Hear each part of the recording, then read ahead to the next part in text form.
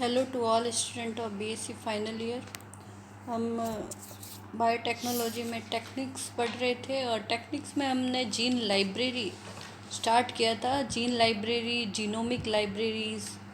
Okay, genomic library की हमने एक डेफिनेशंस और उसकी प्रोसेस देखी।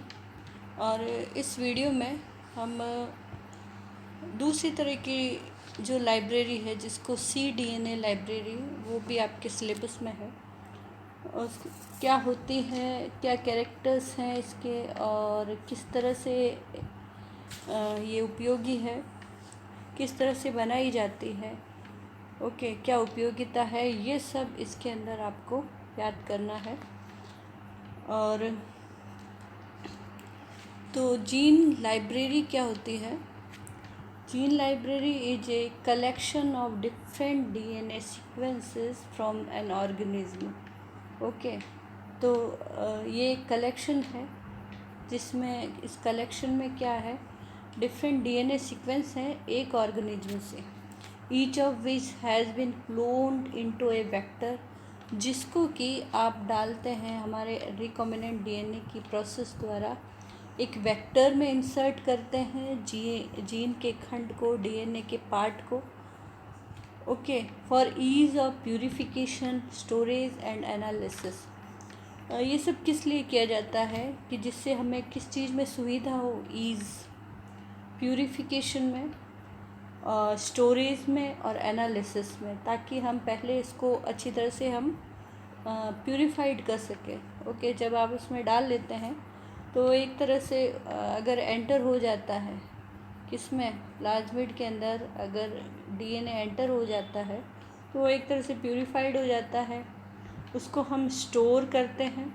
स्टोर मीन्स इस क्रोमोसोम्स के सारे खंड एक टेस्ट ट्यूब में स्टोर्ड हैं, और उसके बाद हम अगर एनालिसिस के लिए, विश्लेषण के लिए कौन कौन से, अगर हमें जीन की मैपिंग करनी हो और डीएनए मैपिंग करनी हो, तब उसको एनालिसिस के लिए हम इन सारे डीएनए के खंड को वापस निकाल कर या देख सकते हैं।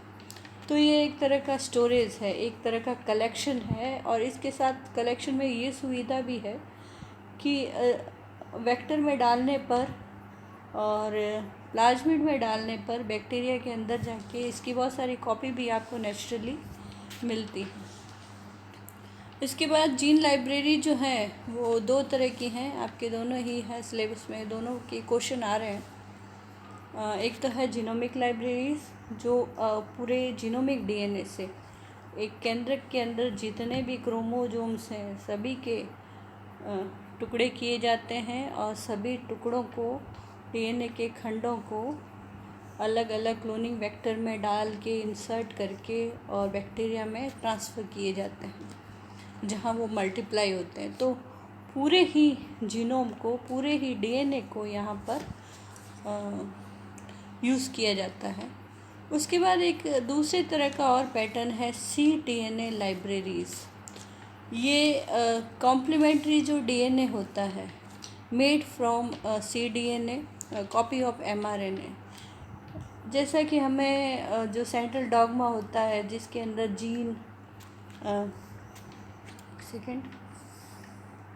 जीन जो होता है या डीएनए जो होता है, डीएनए से mRNA बनता है और mRNA के बाद प्रोटीन बनता है। ओके, तो इसके अंदर हम mRNA से वापस डीएनए बना रहे हैं और इसको बोलते हैं कम्प्लीमेंट्री डीएनए। ओके, जो mRNA के रिवर्स ट्रांसक्रिप्टेज की प्रोसेस से बनाया जाता है। इसका भी यूज़ होता है, क्या यूज़ है, किस लिए है, ये हम देखते हैं।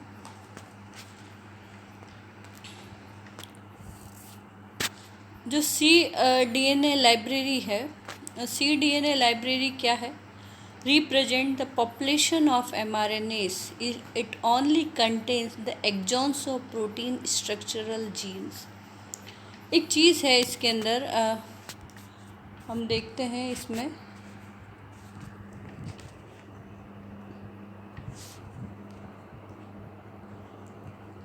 जो लाइब्रेरीज़ होती हैं, आपको ये पता है कि यूकेरियोटिक जो जीन्स हैं उनमें जो mRNA होता है, जो प्री mRNA होता है, उसके अंदर दो चीज़ें हैं। देखिए, एक तो होता है इंट्रोन्स और कुछ होते हैं एक्सॉन्स, दो पार्ट से बना होता है। और जब इसका ट्रांसक्रिप्शन होता है तब उसमें एक्सॉन्स भी होते हैं जो ब्लू में दिख रहे हैं और इंट्रोन्स भी होते हैं। और यूकेरियोटिक में इन एक्सॉन्स को रिमूव कर दिया जाता है और सिर्फ इंट्रोन्स आगे जाके एक्सप्रेस होते हैं। ये जो प्रोसेस है ये यूकेरियोटिक जीन के लिए। जब हम अपने वांछित जीन को, जैसे ये एक जीन है जिसको हम डिजायर्ड जीन को हम एक बैक्टीरियल सेल में डाल देते हैं। बैक्टीरिया में क्या होता है कि बैक्टीरिया में कोई एक्सॉन्स नहीं होते, सिर्फ इंट्रॉन्स होते हैं।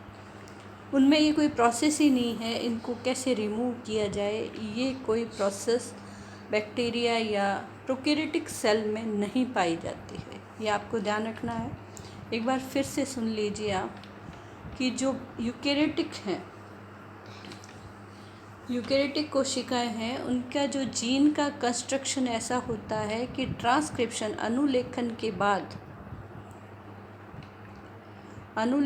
बाद जो mRNA बनता है उस mRNA के अंदर एक्सॉन्स भी होते हैं और इंट्रॉन्स भी होते हैं। ओके, एक्सॉन इंट्रॉन्स दोनों होते हैं। और इस प्री mRNA को एडिटिंग के बाद इस तरह से तैयार किया जाता है कि इसमें सिर्फ इंट्रॉन्स आगे जाते हैं, एक्सॉन्स को हटा दिया जाता है, एक्सॉन को डिलीट कर दिया जाता है। ये कोई सुविधा प्रोकैरियोटिक कोशिकाओं में नहीं पाई जाती, ऐसी कोई प्रोसेस इसमें नहीं पाई जाती, क्योंकि बैक्टीरिया के जितने भी जीन हैं वहाँ पर एक्सॉन्स जैसी कोई चीज़ नहीं होती। ओके, ये दोनों में डिफरेंस है, दोनों के डीएनए में या अनुलेखन में। तो इस प्रोसेस, अगर हम मान लीजिए कि जो हम बार बार कह रहे हैं कि हम जेनेटिक इंजीनियरिंग में जैसे इंसुलिन का जीन है या कोई भी यूकेरियोटिक जीन को हम ट्रांसफ़र करते हैं प्रोकैरियोटिक में, ई कोलाई में या बैक्टीरिया में, ओके, तो वहाँ जाके क्या होगा, बैक्टीरिया के अंदर ऐसी कोई मशीनरी नहीं है जो यूकेरियोटिक जीन के एक्सॉन्स को रिमूव कर दे। तो वहाँ ये समस्या आती है कि वहाँ पर यूकेरियोटिक के जो जीन हैं वो एक्सप्रेस ही नहीं होते।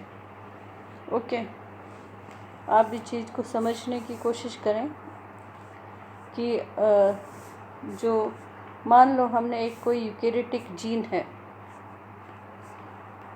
ओके, उस यूकेरियोटिक जीन को प्लाज्मिड के अंदर डाला है। अब हमने डाल तो दिया और इसको हमने प्लाज्मिड को बैक्टीरियल सेल में इंसर्ट कर दिया है, लेकिन ये यहाँ पर एक्सप्रेस नहीं होगा क्योंकि इसमें इंट्रॉन्स भी पाए जाते हैं और इंट्रॉन्स को हटाने की कैपेसिटी बैक्टीरिया में नहीं पाई जाती। तो इस समस्या को सॉल्व करने के लिए cDNA लाइब्रेरी बड़ा अच्छा एक माध्यम है, जिसमें क्या होता है कि हम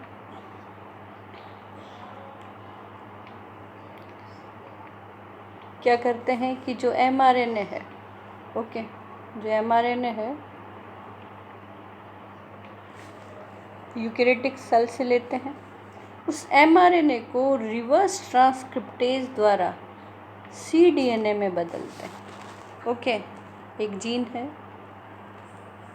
और जीन का mRNA जो एडिटिंग के बाद वाला mRNA जिसमें इंट्रॉन्स रिमूव कर दिए, उससे हम mRNA से DNA बनाते हैं जिसको हम cDNA बोलते हैं, एक ही पार्ट होगा।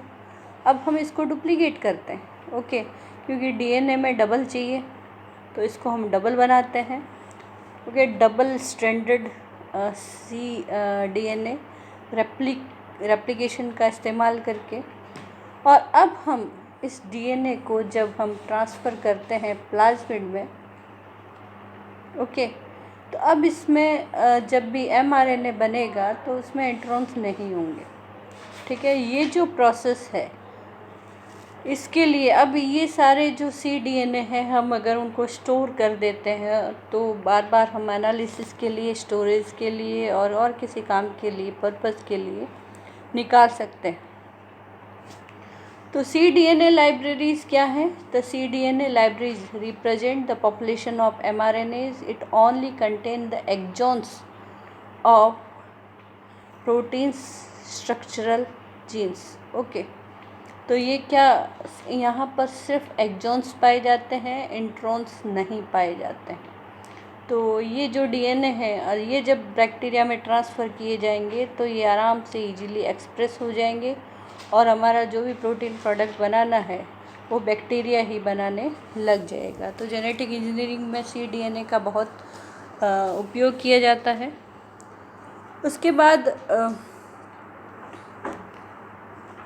जो कॉम्प्लीमेंट्री डीएनए है, जैसे इसमें आप देखें जीन है, अगर हम जीन से फेज में ट्रांसफ़र करते हैं, हमारा जो डिजायर्ड जो क्लोनिंग वेक्टर के लिए फेज़ यूज़ करते हैं, और उस फेज से हमारा जो डीएनए है, वांछित डीएनए ई कॉलाई की सेल में प्रवेश करवाते हैं, और वहाँ से जो डिजायर्ड प्रोटीन बनाने की कोशिश की जाती है। ओके, तो ये जो प्रोसेस है, ये प्रोसेस किसके लिए है? जब इंट्रॉन नहीं होते। लेकिन अगर हम cDNA का यूज़ करें, cDNA में क्या होता है कि ये mRNA है, mRNA से रिवर्स ट्रांसक्रिप्टेज द्वारा cDNA बनाया है। cDNA को हम फेज में ट्रांसफ़र कर रहे हैं, और जब हम ट्रांसफ़र कर रहे हैं तो उसके बाद ये जो है उसमें प्लाज्मिड में एंटर होके बहुत सारे mRNA यहाँ पर बना रहा है। ओके, तो ये एक प्रोसेस है जिसके द्वारा कम्प्लीमेंट्री डीएनए बनाए जाते हैं। इम्पॉर्टेंस क्या है cDNA लाइब्रेरीज़ की कि no cDNA libraries were made from prokaryotic mRNA. Okay, complementary DNA किसके लिए बनाए जाते हैं? सिर्फ यूकेरियोटिक सेल के लिए बनाए जाते हैं, ये भी ध्यान रखें आप। अब क्योंकि प्रोकैरियोटिक के जो mRNA हैं वो बहुत अनस्टेबल होते हैं। Genomic libraries of prokaryotes are easier to make and contains all the genome sequence. अगर हम प्रोकैरियोटिक की लाइब्रेरी बना रहे हैं तो जीनोमिक लाइब्रेरी बनाते हैं, ऐसे डीएनए लाइब्रेरी नहीं बनाते।